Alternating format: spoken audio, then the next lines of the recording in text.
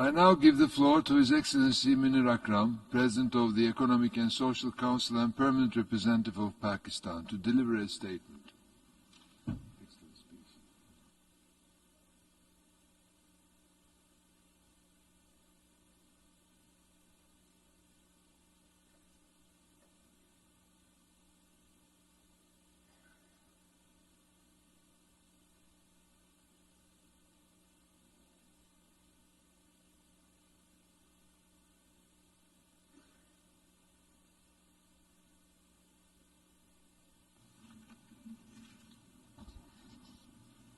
Mr. President of the General Assembly, Mr. Secretary General, Heads of State and Government, Excellencies, distinguished delegates, ladies and gentlemen. It is a privilege to speak at this summit on biodiversity in my capacity as President of the Economic and Social Council. Mr. President, it was a biodiverse and hospitable planet which accommodated the emergence and evolution of the human species, providing nutrition, food, clean air, fresh water, rich oceans, natural medicines, and bountiful raw materials. It allowed humankind to survive, grow, prosper, and build great civilizations. Our great prophets and holy books prescribe not only respect for each other, but also for nature and its bounties. Unfortunately, in the modern era, we have severely abused nature. In the past 50 years, the human population has doubled. The global economy has grown nearly fourfold, and global trade has grown tenfold, together driving up the demand for energy, raw materials, and much else. Many types of pollution are increasing with negative impacts for nature. 75% of the planet's land surface has been significantly altered. 66% of the ocean area is experiencing increasing cumulative impacts, and over 85% of wetlands have been lost. Approximately half the live coral cover on reefs has disappeared since the 1870s, with accelerating losses in recent decades due to climate change. The Secretary General has just said that we are at war with nature. And as he said on a previous occasion, nature is fighting back.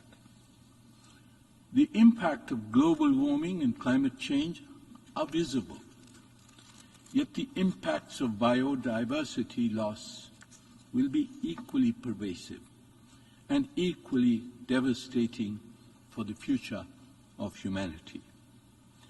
It is scientifically proven that loss of biological diversity increases the risk of zoonotic diseases. The COVID-19 pandemic is a grim reminder of the relationship between people and nature. And if the humble bee becomes extinct, agricultural production will be devastated.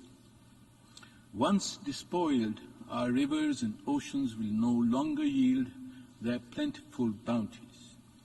If our forests diminish further and carbon emissions are unabsorbed, masks may become a permanent feature of our existence.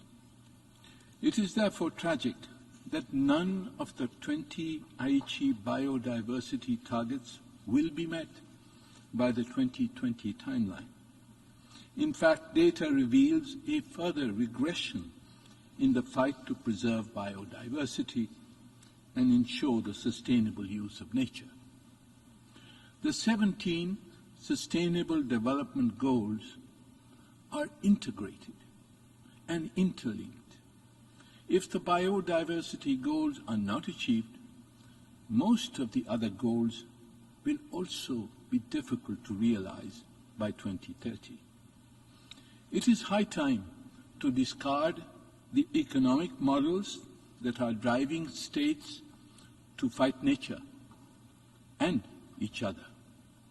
It is time to transition to a new economic and social paradigm which values the preservation of nature as much, if not more, than gross national product and per capita incomes, which enshrines sustainability as an integral part of the development paradigm. I hope that implementation of the Aichi targets will become an integral part of the national SDG strategies of all countries. I trust this will be fully reflected in their voluntary national reviews this year in the Economic and Social Council. We will also endeavor in ECOSOC's Development Cooperation Forum to align the UN's development system more closely with the biodiversity targets. And in the Youth Forum this year, we shall try to mobilize the energy of young people to serve their future by fighting for nature rather than against it.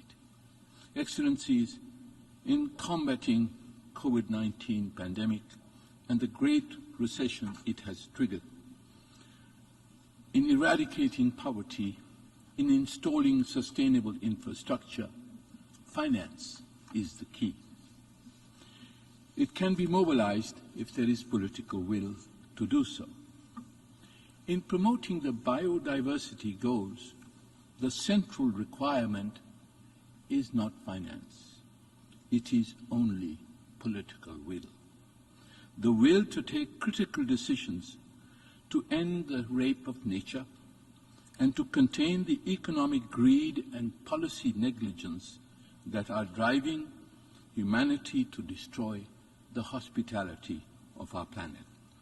Such political will can be mobilized collectively by the world's leaders. This is why this summit is timely. Indeed, it is of existential importance. I thank you. I thank the President of the Economic and Social Council for his statement.